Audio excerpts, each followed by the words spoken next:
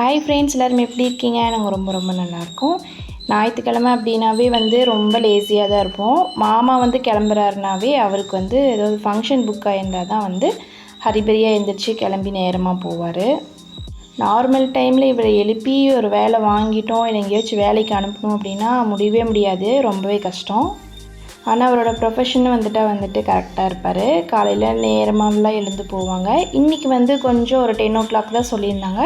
அதனால் வீட்டிலேருந்து ஒரு 9:30 போலவே கிளம்பிட்டாங்க. இன்றைக்கி ஒரு தெரட்டிக்கு ஃபோட்டோ எடுக்கிற ஃபங்க்ஷன் இருக்குது, அதுக்காக தான் மாமா போயிருக்காரு.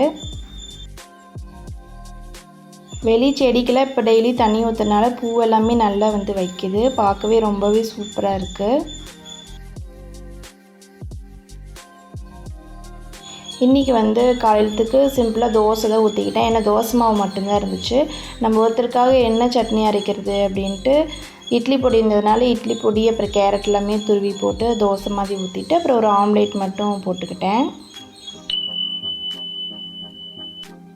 இப்போ நார்மலாக வீட்டில் நம்ம மட்டும்தான் இருக்கோம் அப்படின்னா நம்ம மோஸ்ட்லி சமைச்சு சாப்பிட மாட்டோம். ஏதாச்சும் நமக்கு தானே அப்படின்னு சொல்லி ஏதாவது ஒன்று செஞ்சுக்குவோம்.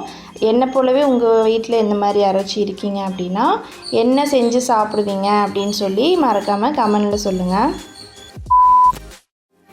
அத்தை வீட்டுக்கு போகலான்னு பிளான் பண்ணியிருந்தோம், போகவே இல்லை. சரி கொஞ்சம் எடிட்டிங் ஒர்க் இருந்ததுனால நான் வீட்டிலே இருந்துக்கிட்டேன். மாமாவுமே ஒரு 3 மணி போலவே அவரும் வந்துட்டார். அத்தை அங்கே வீட்டிலேருந்தே எனக்கு மட்டும் சாதம் கொடுத்து விட்டுட்டாங்க. மாமா அங்கேயே சாப்பிட்டு வந்துட்டார். எப்பயும் ஃபங்க்ஷன் முடிஞ்சு வந்ததுமே ஃபஸ்ட்டு வேலை எங்களுக்கு அந்த எடுத்த ஃபோட்டோஸ் எல்லாமே நாங்கள் பார்ப்போம். ஃபோட்டோஸ் எல்லாமே எப்பயும் போல் சூப்பராக இருந்தது.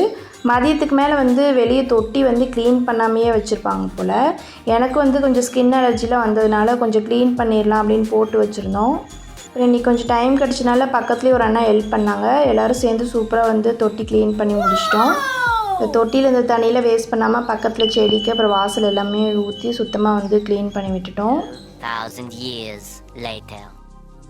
இப்போ மாமா எனக்கு ரிங் லைட் கிஃப்ட் பண்ணியிருந்தாருன்னு ஆல்ரெடி விலாகில் சொல்லியிருந்தேன். இன்றைக்கி எல்லாமே அதை இன்ஸ்டலேஷன் பண்ணி கொடுத்தாரு, சூப்பராக இருந்தது. இதோட விலாக் நான் தனியாக ஷேர் பண்ணுறேன்.